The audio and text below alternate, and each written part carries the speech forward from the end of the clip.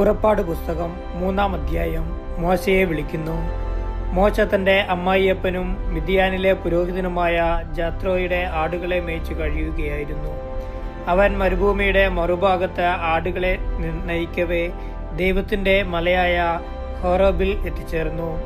അവിടെ ഒരു മുൾപടർപ്പിന്റെ മധ്യത്തിൽ നിന്ന് ജ്വലിച്ചുയർന്ന അഗ്നിയിൽ കർത്താവിന്റെ ദൂതൻ അവന് പ്രത്യക്ഷപ്പെട്ടു. അവൻ ഉറ്റുനോക്കി. മുൾപടർപ്പ് കത്തുജ്വലിക്കുകയായിരുന്നു, എങ്കിലും അത് എരിഞ്ഞു ചാമ്പലായില്ല. അപ്പോൾ മോശ പറഞ്ഞു, ഈ മഹാദൃശ്യം ഞാൻ അടുത്തു ചെന്ന് ഒന്ന് കാണട്ടെ. മുൾപടർപ്പ് എരിഞ്ഞ് ചാമ്പലാകുന്നില്ലല്ലോ. അവൻ അത് കാണുന്നതിന് അടുത്തു ചെന്നത് കർത്താവ് കണ്ടു. മുൾപടർപ്പിന്റെ മധ്യത്തിൽ നിന്ന് ദൈവം അവനെ വിളിച്ചു, മോശേ, മോശേ. അവൻ വിളി കേട്ടു, ഇതാ ഞാൻ.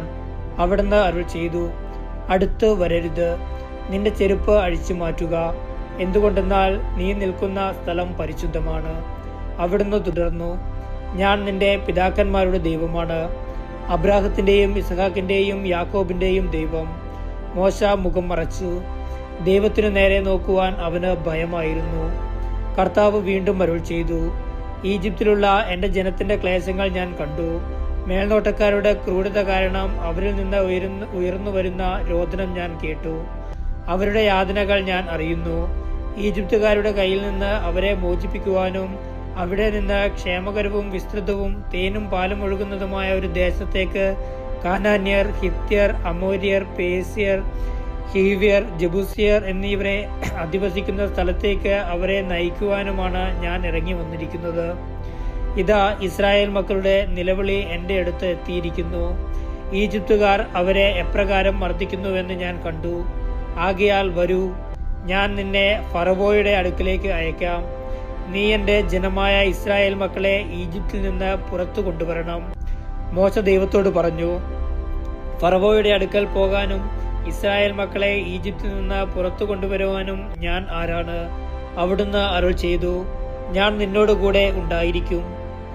ഞാനാണ് നിന്നെ അയക്കുന്നത് എന്നതിന് ഇതായിരിക്കും അടയാളം.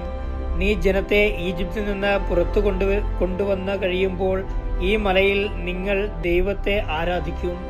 മോശ ദൈവത്തോട് പറഞ്ഞു, ഇതാ, ഞാൻ ഇസ്രായേൽ മക്കളുടെ അടുക്കൽ പോയി നിങ്ങളുടെ പിതാക്കന്മാരുടെ ദൈവം എന്നെ നിങ്ങളുടെ അടുക്കിലേക്ക് അയച്ചിരിക്കുന്നു എന്ന് പറയാം. എന്നാൽ അവിടുത്തെ പേരെന്തെന്ന് അവർ ചോദിച്ചാൽ ഞാൻ എന്തു പറയണം? ദൈവം മോശയോട് അരുൾ ചെയ്തു, ഞാൻ തന്നെ. ഇസ്രായേൽ മക്കളോട് നീ പറയുക, ഞാനാകുന്നവൻ എന്നെ നിങ്ങളുടെ അടുത്തേക്ക് അയച്ചിരിക്കുന്നു. അവിടുന്ന് വീണ്ടും അരുൾ ചെയ്തു, ഇസ്രായേൽ മക്കളോട് നീ പറയുക, നിങ്ങളുടെ പിതാക്കന്മാരുടെ ദൈവമായ കർത്താവ്, അബ്രാഹത്തിന്റെയും ഇസഹാക്കിന്റെയും യാക്കോബിന്റെയും ദൈവം എന്നെ നിങ്ങളുടെ അടുത്തേക്ക് അയച്ചിരിക്കുന്നു.